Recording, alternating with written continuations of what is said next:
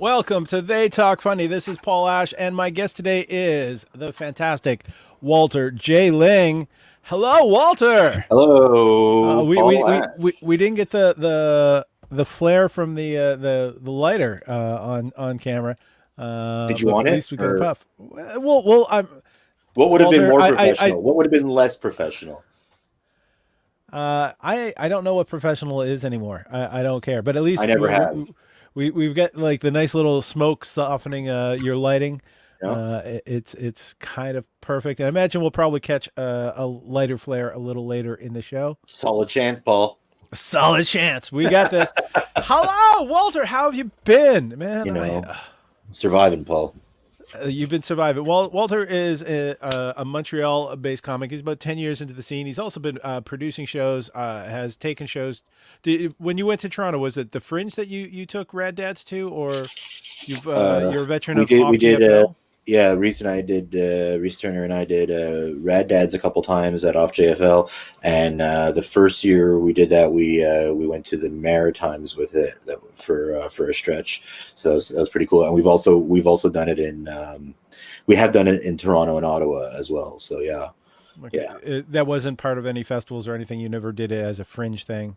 No, we did I'm we did bad it at as research. we did it as off JFL. I've certainly been part of the Fringe Festival and with other productions, such as Night Fight Tonight with Leland Beckman, Right. and going, if you want to go way back, I still have the bumper sticker on my car. One of the first things I did was pitching Knife Fight. If you remember that, I don't know if you remember that project from. I Years remember. I ago. remember the title. Yeah. So that's really the point. As long as you did, that's all that matters.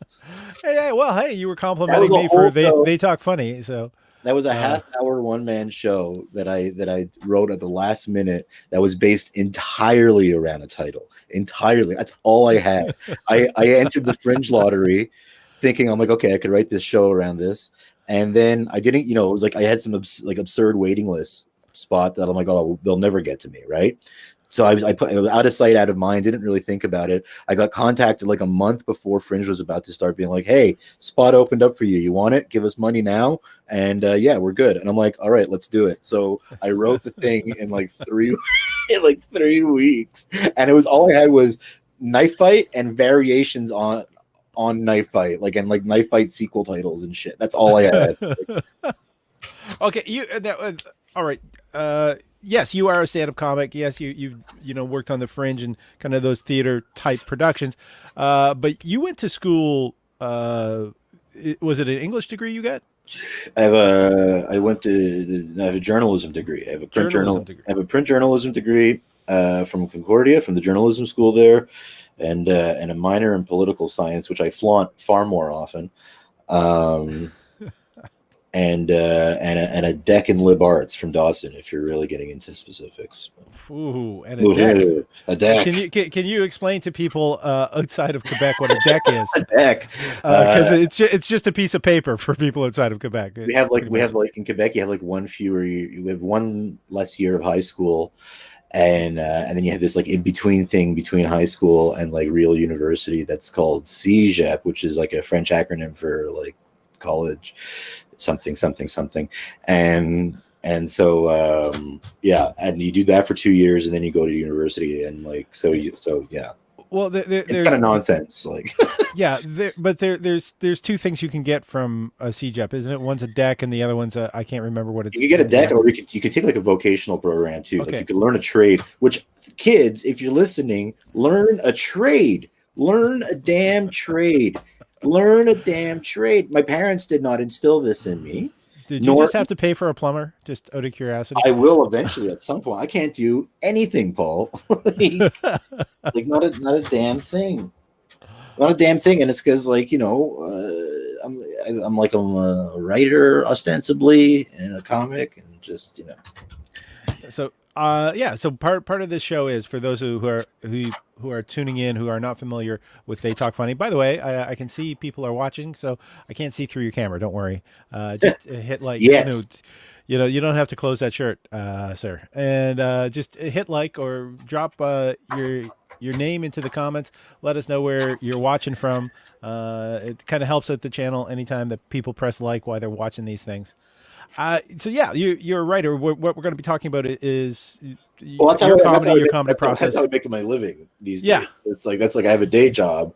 I'm a copywriter by trade. I'm I'm a print journalist by trade, and I worked for years at a weekly publication, and that was a day Can job. mention it?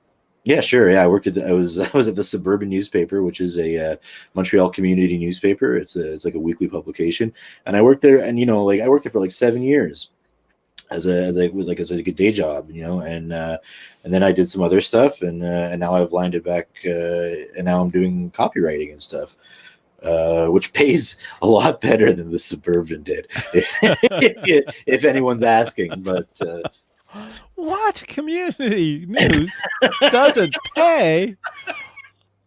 I am shocked. That is the backbone of our culture and our community and our stick-to-itiveness. And yeah, yeah. If a job is worthwhile doing, then it's not worth paying you for. Apparently, that's the lesson, kids. So learn a trade. That's yeah. Okay. Now, how would you describe your comedy? I hate that question. I hate like when you have to fill it out. Sorry. Like, how would you describe your performance art? How's your style? What is your style? Like when you have to like fill out like applications for like festivals and shit or whatever, and it's like, how do you describe yourself? And it's like, fuck. And it's like, well, it's 30% anecdotal and 40% storytelling. It's just I like it's I think my comedy's just gotten like weirder over the years to the detriment of being like accessible to any kind of broad audience.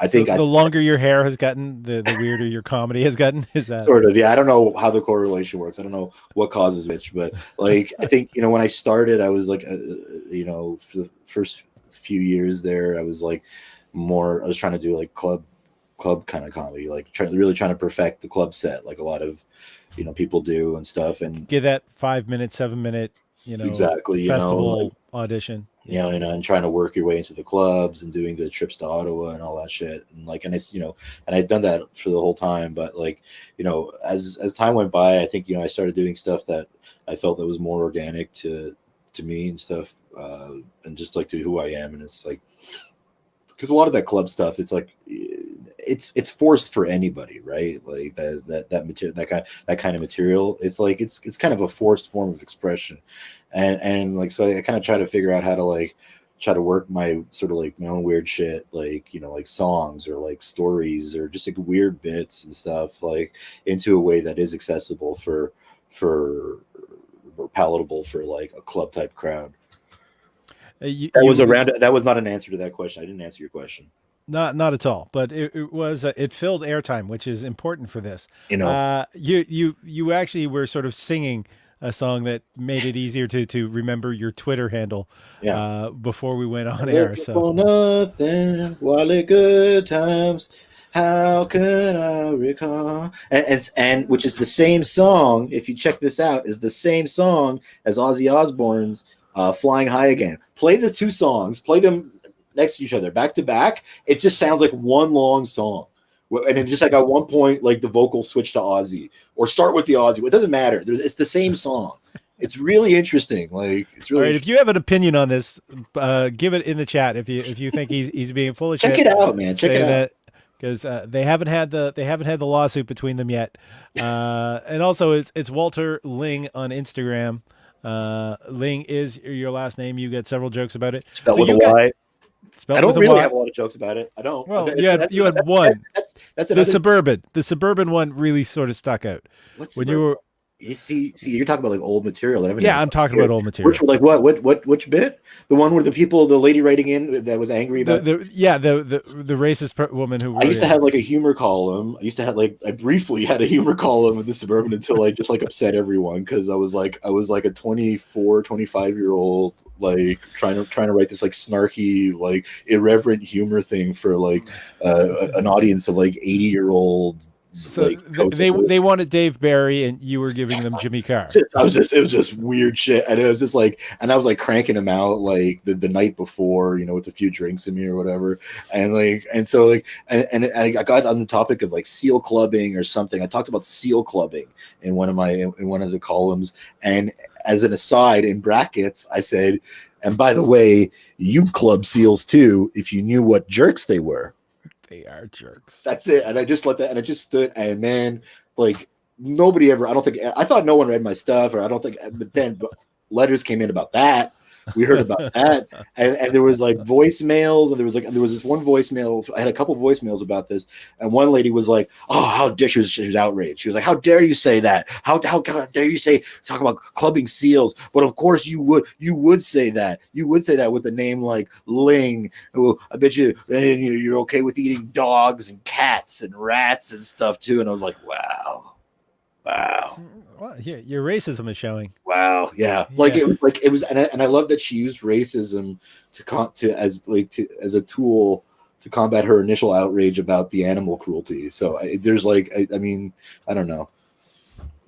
Yeah. That was a long time ago, but thank you for reminding me of that. That's it's a fun. Yeah, copywriting is much better. Is a much better job. All right. Do you find it? Because you're copywriting. So how much time are you spending, like working a notebook or sitting behind a keyboard every day when to come up with copy? I'm in front of the computer or my phone like all the goddamn time. Like, Thank you to Lynn Alex who's laughing so hard that she's crying. But like I don't like the job that I have specifically does not entail that I have to write like high volumes of copy. Okay. Like it's very small, actually very small volumes of copy. We're talking, and like the most like I have to write is like be a product description or something for like an e-commerce site like Amazon or something, like the bullet points and description, all that stuff, which is not a lot of writing.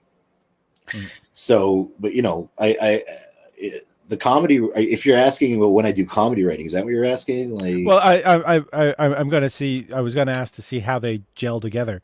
Do you like sort of ever get fed up so much with the copywriting that you feel mentally blocked to sit down to write comedy? A little bit. Just having a job itself is just like, I've been so lucky to be able to sort of hold on to this gig during all this crazy shit and like be able to work from home for the whole time. Like me and my wife actually, we've both been working from home the whole time. And I'm, I feel pretty fortunate. So it's like, I don't want to be like, and I see all the, I don't want to be the guy that's like complaining about having a gig, that's like, it's like, I like having to get up in my home every day and like do work stuff. Obviously it's I'd rather just be like chilling out, obviously, but it's like I'm lucky. A lot of people like lost their gigs and shit. Yeah. So it's like I'm not gonna like it's a solid gig, and it's like I'm not busting my head doing it, and I work with pretty good people. It's like, and I see some people. Let me go on a little mini rant here for a second. But I see some people like especially on Twitter and stuff that talk about. And I don't want to sound like the old guy, but like people of the millennial persuasion that say like, oh, why do we even have to be working at all during these crazy times? It's a global pandemic, and we have to maintain these capitalistic facades and keep working and it's like, and I'm like, the earth, the globe, the world economy is not frozen though. Things march on. We work around the pandemic. We figure things out. And it's like, and it's just like, what do we're all supposed to just like fucking like curl up into. I'm sorry for the excessive cursing, but we're all supposed to like. This is listed for people 18 and older, so we Okay, can curse all we want and you can blow smoke all you want. cool. But it's like, I mean, like, are we supposed to like curl up into a ball and just like wait for all the pandemic to be done? You know, it's like, no. And it's like, again, it sucks that a lot of people lost their jobs or whatever. But it's like, you know, and it's like, and if you're in a bad spot, and it's like, and you don't really, and it's like, and you're not up to like aggressively like looking for work or whatever. I'm not saying, you know, you're a bum or whatever. It's just like everybody's got their own circumstance and shit. It's just that I'm not aligned with this idea that like, oh, why do we have to work at all? It's just because we're adults, for Christ's sake. And you know, like the Speak for yourself. I've shit still shit not grown up. marches forward, you know.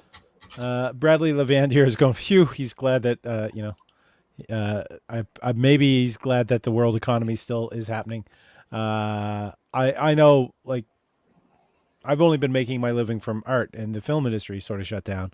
But I'm lucky enough to be in Canada that It barely ever really shut down though. Like the whole time, like there was like never really a period of complete shutdown. Not complete. There was changes. I was on a set that got closed by the union because, like early on, because they were production was working at such a pace that they weren't following protocols. Oof! They shut the production down, eh? They shut it down. We should talk about that offline because I think I know which one it might be. It was a French production, Mm. yeah. So that was a kind of a big thing because they ended up kind of refusing to pay the people they contracted for that day. They said, "Well, it wasn't us that shut it down." Was their excuse. Oh man. Oh, Yeah. this is nitty gritty stuff here. Yeah. See, this is the kind of shit. Well, are you an actor now, Paul? You're an actor now, surely. Yeah, I've been an actor for years. I'm also stagiaire with UDA. UDA. So Because I was going to say, like, union. you hear sketchy stories like that when you deal with like non-union productions. Yeah, and it was actually, I think it was the IATSE union that shut it down. Yeah, which is like the crew and the gaffers and all that shit. Like, yeah. So, yeah, and it's not even actually, IATSE is for English production, and ATSIC I think it's the francophone production ones. My French is pretty horrible. I'm so lucky I lucked into getting my UDA stagiaire. So yeah, I'm just getting enough French productions to keep it alive, basically. yeah. But like some of my best, some of my, or like, I don't know, but a lot of the gigs that I've gotten have been in French productions, like gigs, you know. But like, yeah, because the French productions are big here. I mean, and you're fluently bilingual. I'm not. no, but I'm not. You're Not not to the bilingual. point, not to the point where it helps me. I'm not getting Yes, dialogue but bits. no, but you can follow instruction. Absolutely, yeah. But I mean, so can you, Paul, for God's I sake. struggle to understand, like, some Really? instructions. Yeah. Oh yeah. My French has always been. I feel like it's a learning disability with how bad it is for me to learn another language. But you grew up in Quebec. Yeah. Yeah. Born and raised. And I didn't come here until I was years of like French. yeah. I mean, I took French in high school, but I didn't start coming to Quebec until I was almost 30. Like I moved here when I was like 29. Right. And I had been visiting Montreal, but I mean, that was just for comedy in the late 90s. Oh man, I'm old. There is, by the way, Lynn, Bradley, thank you very much for tuning in. It's the Brad people who are watching. Brad Levandier in the house. Yeah, seriously. That is one funny man that I would like to have seen do more comedy. You want to hear a funny story about Brad Levandier? Yeah, let's see if he has to plug his kids' ears. No. So I met Brad outside of comedy and then within comedy almost at the same time, because the first apartment that I moved into after moving out of my parents' place, Brad lived across the hall from me in NDG, and like, you know, I was very young, and you know, Brad was young, he didn't have kids yet, and he was living with his wife there, and they were in a 5.5 and I was in a 3.5 across the hall, directly across, like the doors were feet apart from each other. And one night, and so like, you know, like, and you know, mess around a little with Brad. And then one night I came home really ripped and like really just yeah. And it was late. It was late, you know. I And like how the adjectives sort of just trailed off there. Yeah. yeah. You know how I was. And I pounded. I go like I started like pounding on Brad's door. It's like it's got to be like 2-3 in the morning or some shit, maybe later. And Brad comes to the door and goes, "Hey man, what's up?" And I'm like, "I just want to let you know, man, there was some kids that were like fucking around outside your door, but I shoot them away." Well, you were the kid. I was like, I got him out of here. I just want to let you know. He goes, "Oh, okay, man." He's like, "Thanks." I'm like, "No problem." And he talked to me after that. He was cool with me. The fact that you see that he's a good guy. Brad Lavender's good people. He thought that was funny. He thought that was funny. He took that the right way as it was intended. And he you know we were cool after that. I haven't seen him in years, but I think he moved to a different province. Hold it, Bradley. I thought you were still in Quebec. No, he's not. Ottawa, I believe. Ah. Well, hey, at least he can go for a drink in a bar now. You know, hey. There we are. People move away. There is. All right, so you kind of aren't able to define exactly what your comedy style is. I mean, I am. It's you know, I do a lot of storytelling and I do a lot of like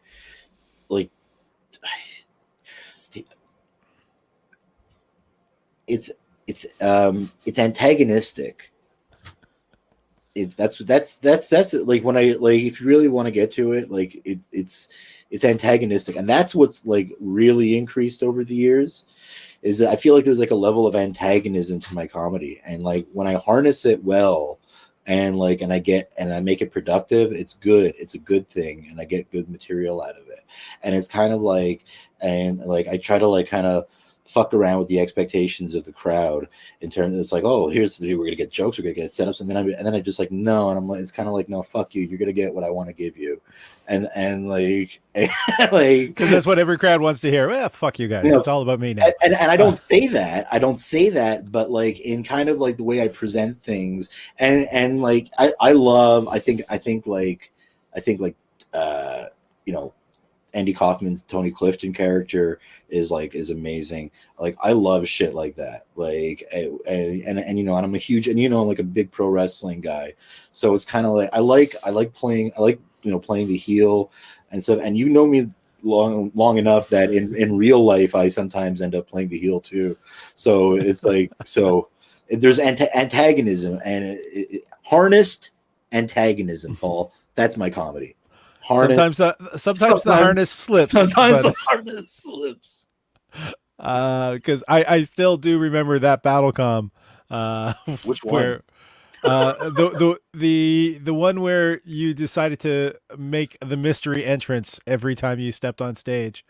We were talking about different BattleCom techniques. Tim Rial mentioned. You had spent so much time thinking about how you were going to get on stage every time that you didn't have any time left over to write the jokes necessary to actually win a round. I think it still worked. I did when I lost. You claimed victory, but I don't think you won a battle. When I lost weight there for a bit, when I got skinny, I did a BattleCom in full like Ultimate Warrior cosplay with no shirt on and like fucking face paint and shit. I don't remember that.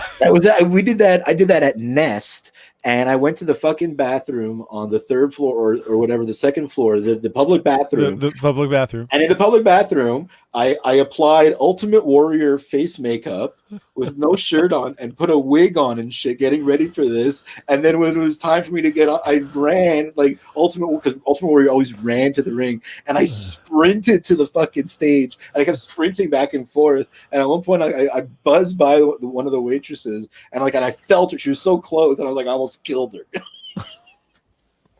So yeah, you know, I always like doing BattleCom. You know. BattleCom, by the way, is online. Walter has done an online BattleCom And I just a was few months much ago, better behaved than usual. and still funny. Thank you, Paul. So that harness works. You Yeah. know, So sometimes. yeah, if you can check that out on Facebook, so you can see the back episodes, including that one with Walter. Yeah, we've done 20 online ones since the lockdown. There's been 20 online Cool. BattleComs, so that's kind of fun. So what's your discipline when it comes to writing? Are you Oh, carrying not around a poor note? discipline. It's like it's kind of all right now. All my stuff exists within like notes on my phone, which is not great, but Mhm. but it's at least it's something, you know.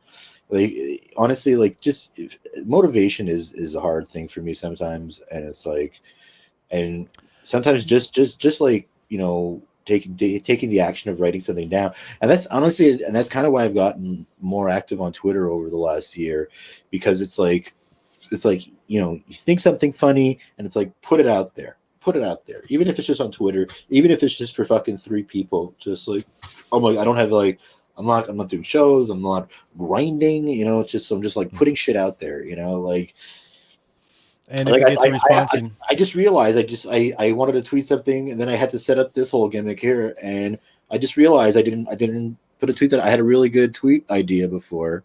has it gone now? No, It hasn't gone to that yet? I haven't Okay. tweeted it yet. You want it? You want it as an exclusive? Yeah, let's do this. This is a Wally Good Times exclusive, the original presentation of a comedic thought from Walter J. Lyng, Esquire. McDonald's is the official food of happy children and sad adults. Short one. Short Short one. one, short one. I actually I did one that was sort I gotta of. tweak it. Maybe official is not the right word. Wording is key in tweets sometimes. I did a tweet that I was kind of proud of, and I think you sort of semi inspired it too. Was me as a producer. I love your irrepressible energy. Also, me as a producer, I need you to repress some of that energy. So yeah, you're also a show producer. Yeah, by hook We're or by gonna crook.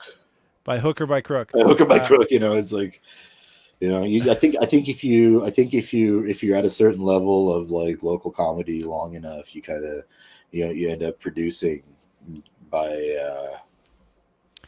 Just by necessity, or by just, it's inevitable almost. Like, I mean, a lot of, you know, some people don't produce stuff, some people are, you know, but a lot of people end up producing, and I kind of took it and ran with it at a few different times over the course of my tenure here.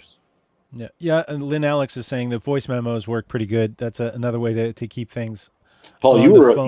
you were a prolific producer at one point. Yeah, There was a I've sort of time where you and Dan Dirksen had like, I think, I swear to God, it felt like there was like you had four shows going concurrently at one point, I think, yeah. There if I was recall like correctly. the Kick Ash, Blue Monday, the Madhouse. Blue Monday was Typhoon. only monthly. There was The Typhoon. Typhoon, which was that was the No Damn Good comedy show. Then you guys got that thing set up at Ohm there, that Yeah, Ohm spot. that was the Madhouse, which we ran for. We had each week of the month was a different theme. So we had the Red Rope show, which was people had to hold on to the red That was rope a tough gig. if That was a tough gig. yeah, yeah. It was also hard getting people in there. Mhm. That's what I mean. That's what I mean. That was like, Yeah. yeah.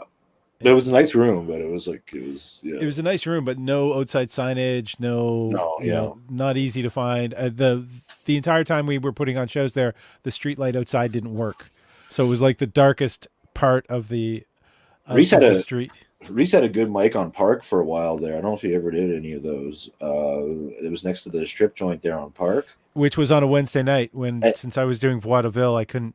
yeah, well, you know. Anyway, but like Yeah, that, and it was but the same kind of deal where it was like nice room, stage, curtain, all set up and shit up there, a little like a little cabaret style, nice room, good bar.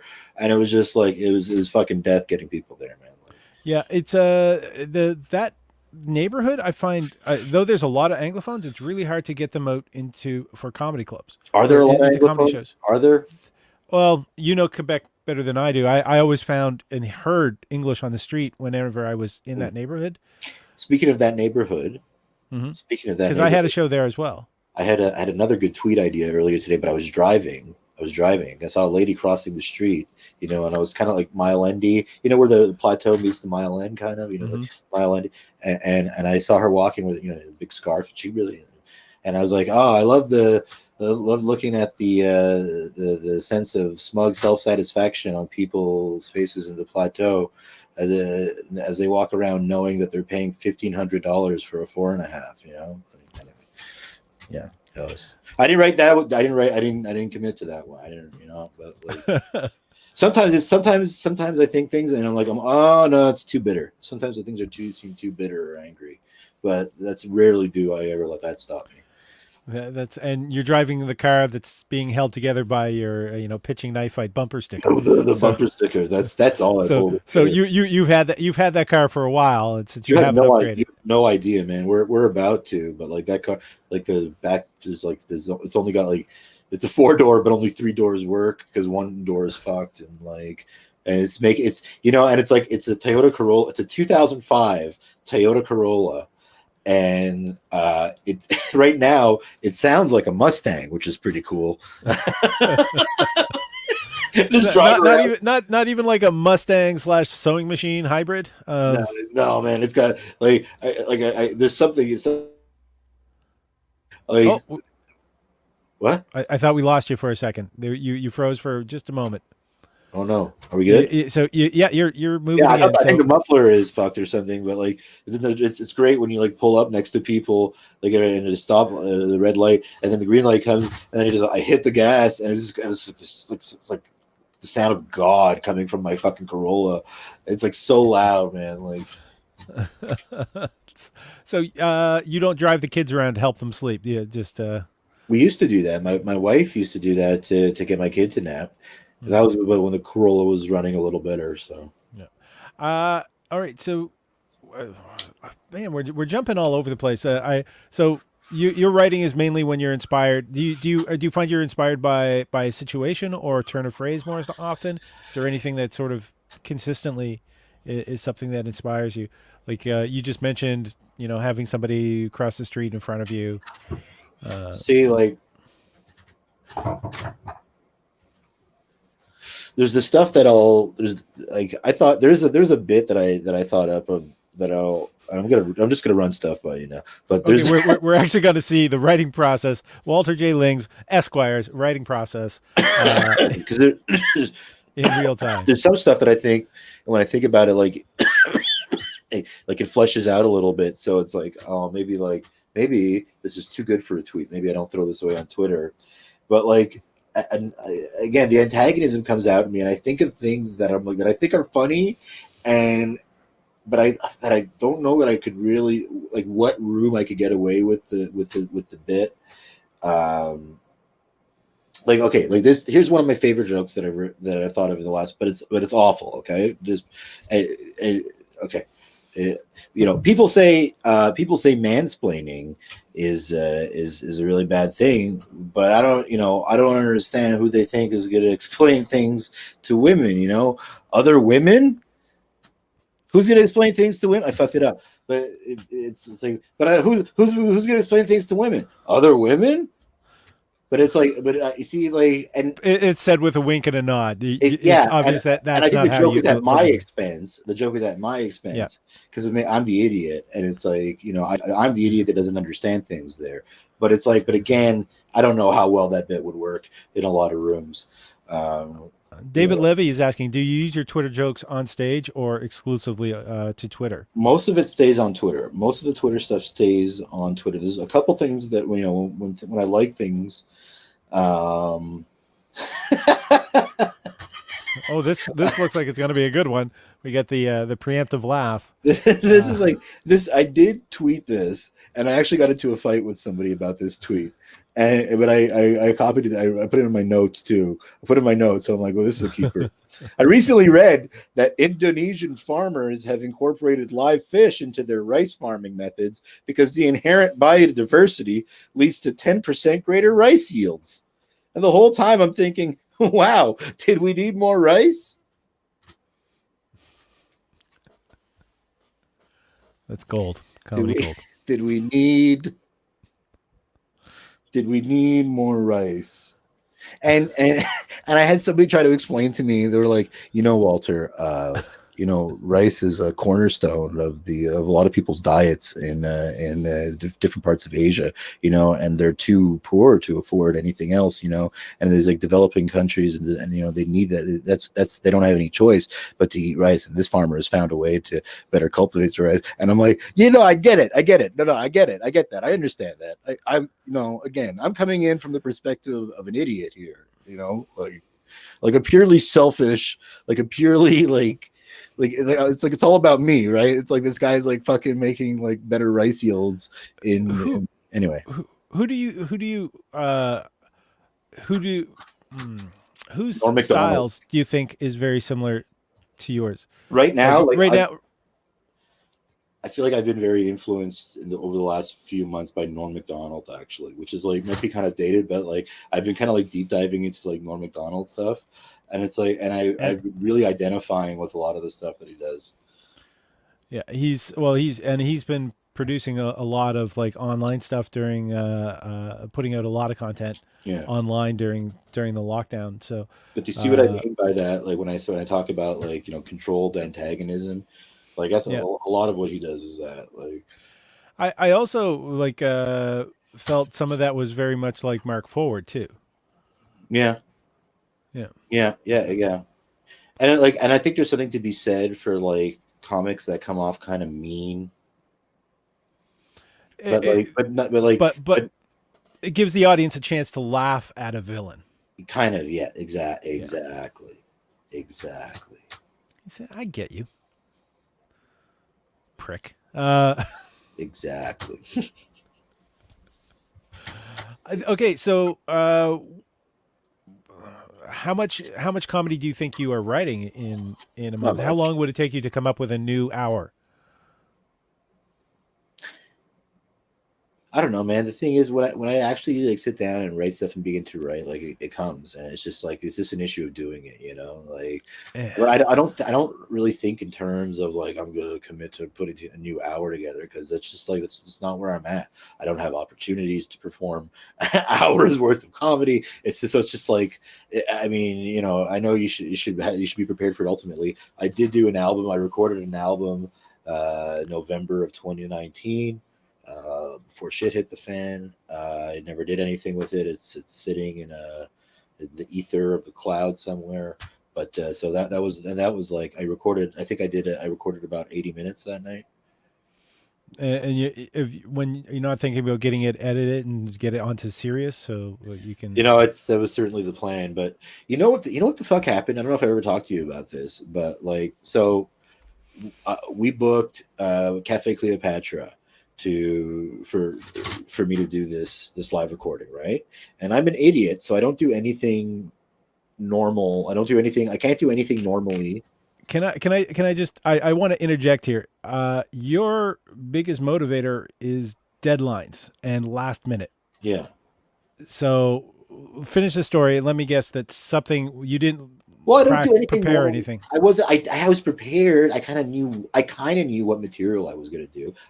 I should have put more time into that, but like I did have an idea. But I also was fixated on the idea of doing it like the band's Last Waltz album and the live album and concert film. So I called it like the Last Waltz. Get it? And and so I'm like, oh, I'm gonna load it up with like other guest acts and shit. And I had like Johnny Griffin from John Jacob Magistry like performing, so and it was beautiful performance by John Jacob Magistry. But people ended up getting like an hour plus of stuff of other show, and then me doing like 80 minutes on top of it, and then in the middle of my goddamn set, my one and only shot at recording this fucking thing, because again, why would I try to do this twice or whatever? No, I'm gonna do it in one fucking shot, and I'm like, I figured I'm gonna record 80 minutes and keep the best 40 minutes of it. In the middle of all this shit, and I'm like, and I've been obsessing about the sound and how it's going to sound, and we got Alan from the studio who's recording it for me and all this shit, and some fucking G-man from the government shows up to Cafe Cleopatra. We did this on a fucking Wednesday or Thursday night or something. It wasn't even on the weekend, middle of the week, and some guy shows up to check the liquor bottles and the liquor permits, and he's doing a spot inspection on the booths and all this shit, which is a thing that happens, and you know this if you work in bars, or if you know people. I'm sure you've heard of this before, and it's why you can't sell unofficial liquor, or you need to get liquor from a certain thing if you're a restaurant or a bar, and it all needs to be on the books and shit, and if you fuck around you get fined big time. So guys inspect your shit. Yeah. Do you remember when the Kick-Ass comedy show was at the Café L'Étranger, which was what is it, University in St. Catherine? Yeah. Like that downstairs place? Yeah, well, at the Frito-Lore there. Yeah, it's now that. I didn't kind of want to say that because what happened? Sorry. Well, no. Well, it's new owners now, so I guess it doesn't matter. But because we had that big English sign that was outside, it had a little bit of French on it saying "Spectacle en anglais," and somebody complained about it. Yeah, it's great. I think I remember the sign. And so the people came in from the Office de Langue Française, came up and they made a big thing about measuring the sign, and then they went and they talked to the owner. Back to me now. Yeah, man. Yeah, they talked to the owner and threatened him with fines. But the thing is, I had already checked, and I reassured the lawyer that as an English cultural event, we are exempt under Bill 101. How'd that work out for you, Paul? They went back to the owner and they said, well, we have friends in the liquor inspection agency, and so they can come and start visiting to make sure that you are up to code. So they sort of threatened them with another government agency and threatened to find something for a reason to shut them down or take their liquor license. Yeah. So that was kind of playing dirty. All of that, I'm gonna say, is hearsay at this point. What happens when you do big downtown shows, man? It draws the heat. But all that, so the guy comes in during in the middle of my thing, and I have to, and not only do I have to kind of ignore this, but he's making all kinds of noise. He's not trying to be quiet at all. They're clanging around at the bar now and shit. And just when I had gotten all the sound conditions to my liking, and I had to power through this. I can't stop. I'm not going to fucking stop. Yeah. So I have to power through this and keep going through my shit. And because, again, your aforementioned last minute, remarks, I got my notes taped to the stage like it's fucking Bon Jovi or something with a set list. I got a set list of 60 jokes or some shit. And I'm and I am referencing it, but I think I did a pretty good job in not yeah. No, all I'm saying is you needed to have paid off someone, or Cafe Cleopatra, like a U-Card guy, peeve somebody else. No, I mean that guy came in on that night because they knew it was a big night. It wasn't. If you advertise it as a recording thing. As a shoot, Paul, and it's I don't like to deflate my own numbers here, but it wasn't a huge turnout because it was in the middle of the week, and it was I didn't want to make a big thing. I just wanted a small kind of intimate crowd, of friends and well wishers, kind of, because I wanted people to laugh at my shit.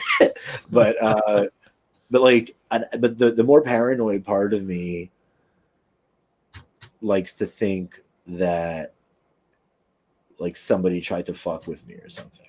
Well, that's what I was Yeah, suggesting. and it's like, and I almost wish that other people wouldn't say these things to me because To justify it. because yeah, it reaffirms like the darker corners of my mind, and like, and I find it's not healthy to think about it, because then I get into like blood feuds with people and shit. It's like, I don't know, man. So it's like, I don't know, whatever. It was okay. That's why I haven't really done anything with it. I don't know. I don't know that there's much to be done with it. I don't even know that I can recover the recording at this Oh, point. I sorry. I just came up with a good tweet. If Do I it, can, do it, if I, so we're testing tweets out here. do it, do it. In the times of the pandemic, the only thing that's safe to hold on to is a grudge. Hello, Uh, Boom. I think that one. That's hello. that's Not that's gonna bad. go onto my Not bad. Twitter. Maybe even before this ends. Okay. Uh, Yo, I think I just got a follower out of this deal. Sweet. You know? Thank you. And for those of you watching, please hit that like button if you want to check out any of the episodes, Oh, past episodes. You can do that. Uh, hit the like and subscribe. All that wonderful okay, stuff. okay. Get ready Okay. for this one. Yep. I just saw this guy tweet that he's 1,000 days sober from meth and heroin. How about that? And I really wanted to respond with, "What, were you keeping count or something?"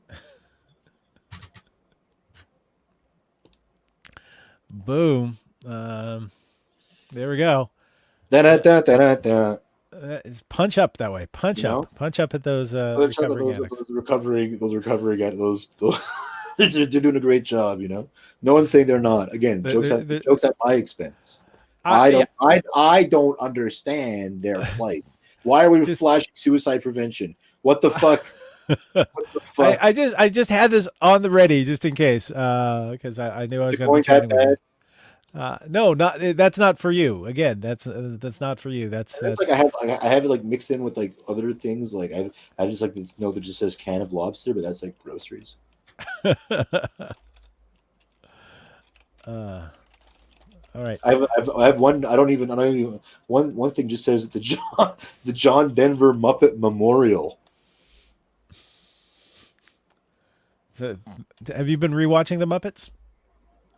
This is, you know what this is? This is I think this is an attempt at a top 30, because I do that top 38 list with Leland, and Okay. which actually requires us to come up with like 38 thematic jokes. So I think this was, we were trying to come up with 38 terrible Christmas specials. So I have the John Denver Muppet Memorial, a white Confederate Christmas show, Scrooge Vendito's free labor comedy showcase, Apocalypse Christmas, The Ghost of Bishop Street Pass, It's a Wonderful Night Fight, the bilingual comedy show Tabernacle, Xmas with the Sugar Sweet Wits, that's a super meta inside bit, A Night of Christmas Stars, the Laval All Stars Holiday Hour. Let's all right. Let's talk about what you're producing. It's like I gotta like sometimes it's too. My wife is always, my wife, God bless her, my wife is always the first one to let me know when it's too much bullshit. That's honesty is important in a relationship. Oh, Uh, absolutely. Now, prior to the big shutdown that we've had here in Quebec, there was like a brief opening. Was that when he open for a little bit? A couple weeks in September. What are you talking about? Well, it was All the open. Shit was open throughout the summer. And the Nest was open again, like as of July. was it July or was it Yeah, yeah, no, it was August? July. It was July. Oh, They went for a bit there. Yeah. I have a roommate who's immune suppressed, so I have to be super careful. Yeah, And yeah, no, I man. guess I didn't feel confident going out. I think I did one show It's no at fucking the joke, Nest. man. Like I don't fuck around with it, man. I'm Yeah. not like I don't go anywhere, man. I don't do shit. You but you are still producing. Like okay, before the lockdown, what were you Not producing? really. Too No. much. Here's the thing. Paul. Like I felt Yep. like before the lockdown, I felt like I was doing too much and I was wearing myself out. You had Because the world's I had a full time, because I had the full time job yeah. now, which I didn't have for a bit. For a while there, I didn't have a full time job, So like I was doing all the bullshit comedy stuff, and it was like whatever, chill out during the day. Mm. And then that wasn't too long because then like I went back to having a full time day job, and then I was producing all these shows, like before COVID, there was the world's smallest open mic. Uh, I was like I'd started like a bilingual bi-monthly at a spot in the old port. Um, I was doing shit with Chris. We were doing our shit like we had shows going out on the spot on the reservation there at the golf club. Um, I was doing monthly shows at the Wheel Club, sort of semi monthly shows at the Wheel Club. No one told me that drummer was blind. By the way, no one. Bobby, No one told me that the drummer was blind. No one told me the drummer was staying on stage. And Bobby, I went up there, and then when he started doing rim shots in the middle of my setups, I thought I'll just give him hand directions. Um, that's crazy, man. That was like straight out of a David Lynch movie. But there were like, but I had some good shows going out of the Wheel Club, like the big the like you did the the Joey show. like Joey's in there, Mike was in there, Mike Ward was in there, Derek Sagan was in there and shit. So I had a good run of shows going there. And that kind of continued, and then I got Bowser and Blue in there, which was like I was like I wanted to like quit. I'm like I talked to Chris about this, and I'm like I should just stop doing any comedy stuff whatsoever, and just attach Book them. myself to Bowser and Blue and just book them and stuff and just be like their road agent. They seem to get along with me. I just want to work with Bowser and Blue as long as I possibly can. That's what I should. That's what I should do now. Because like they're good. They're really cool to work with. I don't know if you. Yeah. No, I met them, backstage at Just for Laughs. They're Like both solid guys. They're both yeah. solid guys, different in their own way. But they were good guys, and man, they just fucking packed the joint at the Wheel Club. Like I had to like beat the old folks away with like a like a With another old folks cane. another Yeah, old just, folks, you get out of here, back away. And like they came so early, and it was insane, Paul. It was insane, and that was like the last good thing that happened before COVID. Was there was a Valentine's theme show at the Wheel Club with Bowser and Blue, and it was packed. And poor did George. they put on a special menu? Was there like Metamucil shots or anything? Uh, just, Poor George Bowser, you know the Wheel Club, right? Poor George yeah. Bowser shows up and drives his Prius into the lane next to the wheel. And there had been a massive snowstorm just like a couple days before or something. Prius gets fully stuck in the snow. I spend a half hour trying to dislodge George Bowser's Prius from the snow in the lane next to the thing while the place is getting packed. And I had gotten somebody else to I'm like, just seat them, just get them, just find them seats for God's sakes. And I'm like trying to get George Bowser's car. And then the pickup truck comes and he's got to put the chain on the thing and pull the car up the alley. It was a whole thing. And I almost feel like now that I think back on it, I feel like that whole situation was almost like a harbinger of the doom to come with the COVID situation. And then I had them booked for another show at Hurley's, right? Because we were also doing we were also doing monthly World's Smallest Mic Saturday night showcases at Hurley's, where it was like a more of a pro-am kind of situation, and with a featured act, and that was going well. And we were gonna have like a special presentation of Bowser and Blue on a Friday night, and that was booked too. We had like 100 tickets sold for that or some shit, and we had to cancel that. That was Friday, March 13th, fucking Friday, March 13th, and then it was done, and then it was fucking done. Booking a show on Friday the 13th. Now, all right. Yeah, Canceled the show the day of, and Bowser and Blue kind of still wanted to do it. They're like, maybe we could still do it, and I'm like, I'm not going to be the guy that packs Hurley's with like 100 bunch of old people in a small room at the beginning of a fucking pandemic. Nope. Refund everybody. Sorry. There is okay. What was your first kind of producing experience? Was it Drop the Gloves?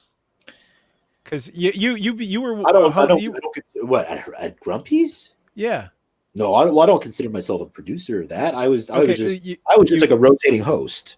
okay? Because I mean, Peter sort of ran it for a long time, and then Tell you what, you I think came. the first thing I ever did, I think the first thing I ever actually produced, and to bring it full circle, was I initially did shows at the Wheel Club, Huh. and they were terrible.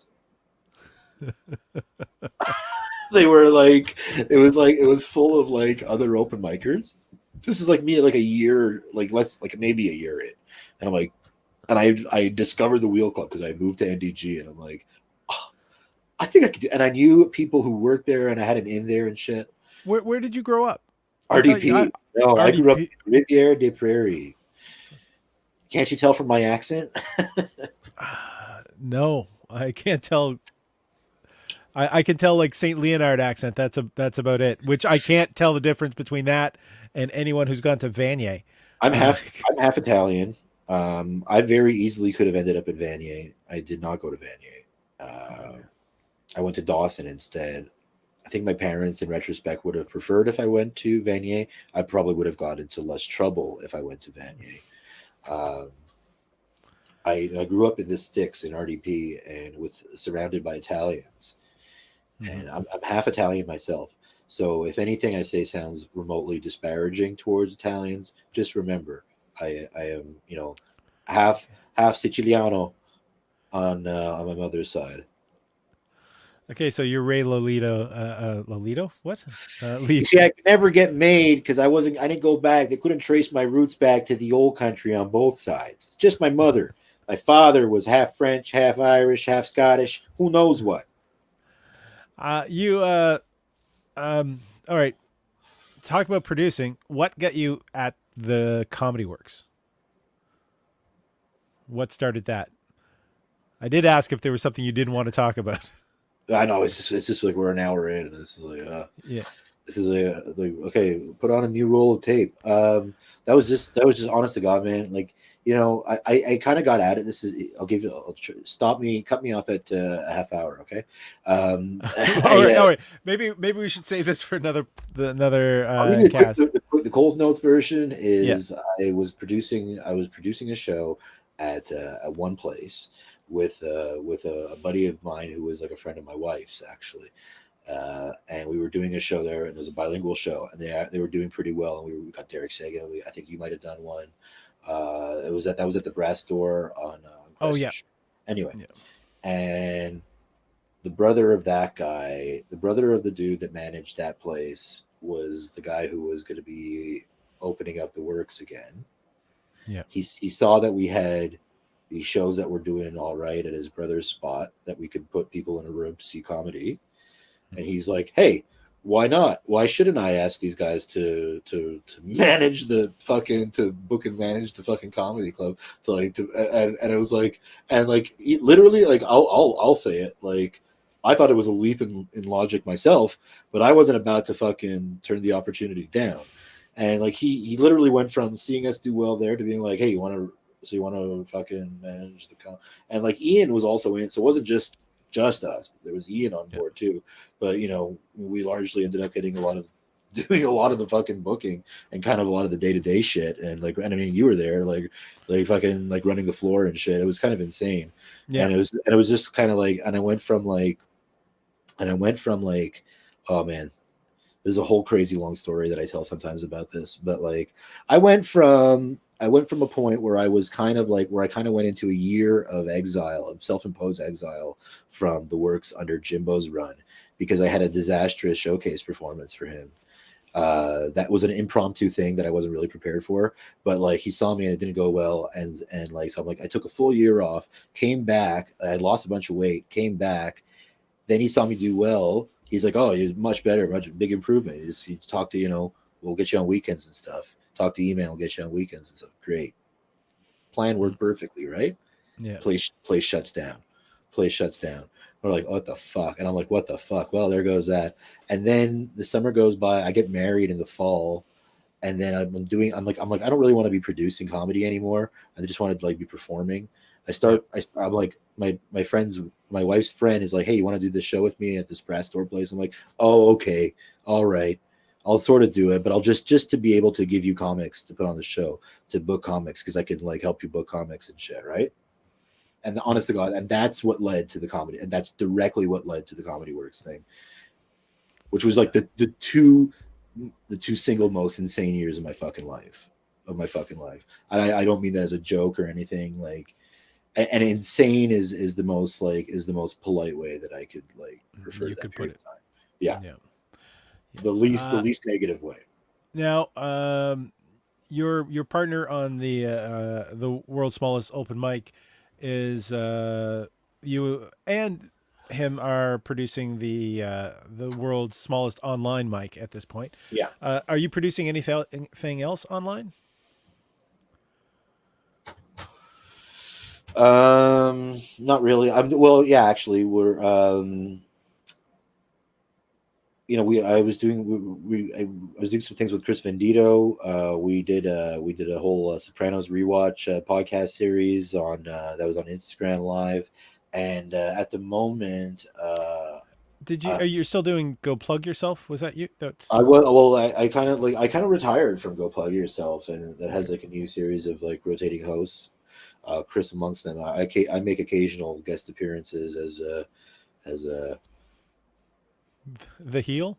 as the well, always as the heel, but as a returning legend, I guess, in my own mind. Um, and but yeah, we're also. I just want to say, I'll plug this. Actually, I do have a thing I want to plug. At the moment, myself, Reese, and Chris are working on a new podcast series called "Film Is Dead." And we just review movies, and there's like no fucking rhyme or reason to which movies we choose, really. And we've recorded like four so far. We have like four in the bank, and we're going to be like putting those out on YouTube and stuff. And that's been a lot of fun. And it's just the three of us kind of deep dive into these movies in a sort of structured way, but in a more of a very unstructured way.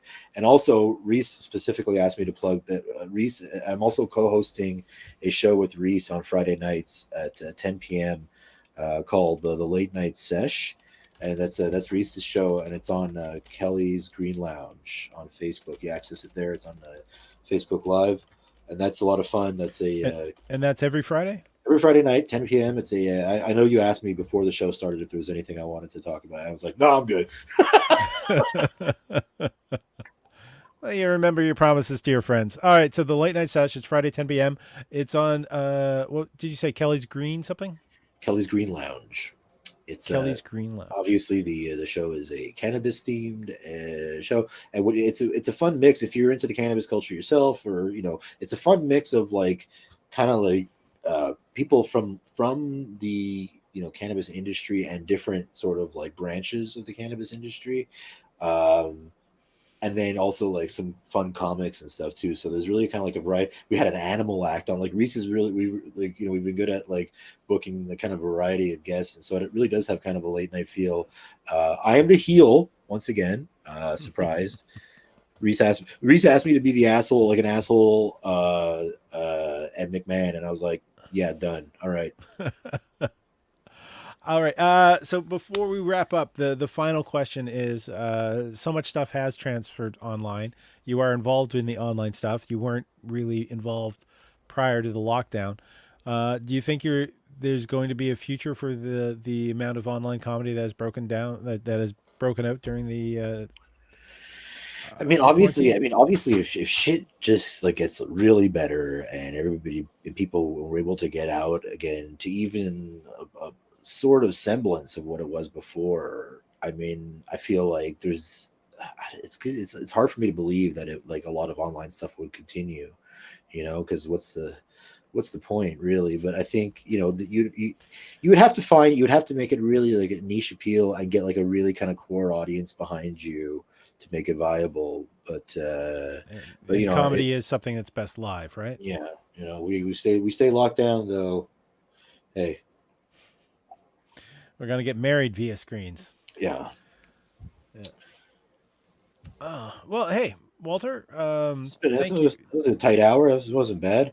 Yeah, A little it's meandery. we meandered a little bit. Hell, I even did a tweet during this. I didn't. Uh, I didn't shit on anybody personally. I don't think. no, you did not, which is all good.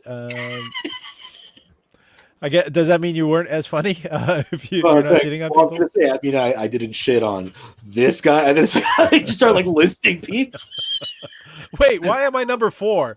and I didn't shit on him, and I didn't shit on him. All Really, right. it was a generous performance on my part.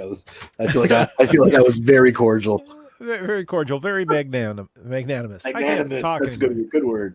Yeah. Okay. Walter J. Lyng, you can check him out, of course, his Twitter, where he's writing his new jokes. Wally Good Times on Twitter.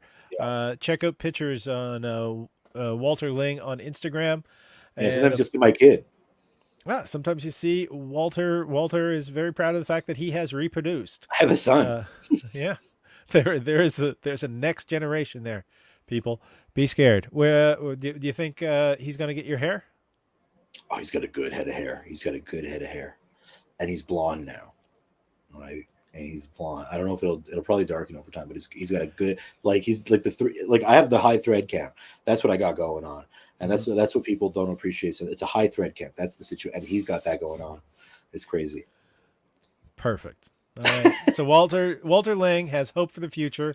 Bradley Levandier is saying this was fun, guys. 2 awesome Montreal comics. Thank you, Bradley. Anyone wants to donate to support the channel? There's a link tree running on the bottom, so you can check that out. This has been it's been a pleasure talking to you, Walter. It's been a good hour, man. It's been fun. It was fun. Thank you. Yeah. Thank you for having me here.